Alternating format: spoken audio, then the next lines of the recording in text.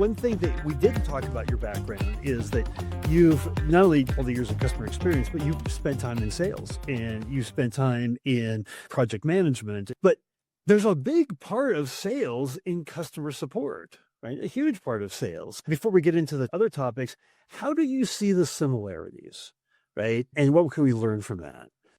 Yeah, and there's a bit of a taboo here, right? Because a lot of customer service or customer experience people, what I found is that sometimes they look down on sales, right? And I kind of get why, because often enough, in a lot of companies I've worked in, the sales folk will sell something.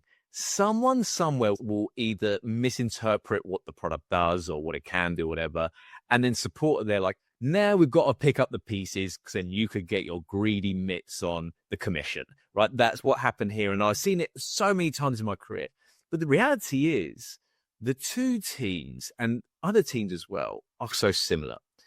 When it comes to support, the biggest notion is the customer will contact you and say, I have this problem.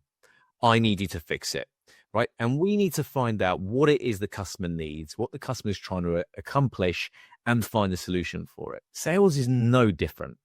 Sales is someone has a particular problem. If someone reaches out to a sales department or if, someone in sales reaches out to a company, either way, the whole conversation is around understanding the customer's needs, wants, and values and finding a solution that fits that.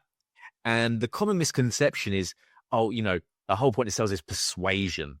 That's the worst kind of sales, right? Real sales, real account management, all that stuff is understand how you can add more value to the customer and whether it's their business or their life or whatever it might be.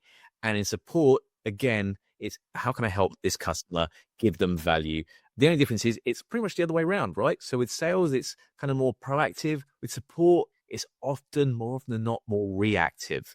But otherwise, there's so many similarities. And I think if the two departments were to work closer together, that would eradicate a lot of the internal frictions that I've seen in my career, but also it would eradicate some of the issues that the customer ends up feeling and create a better experience throughout.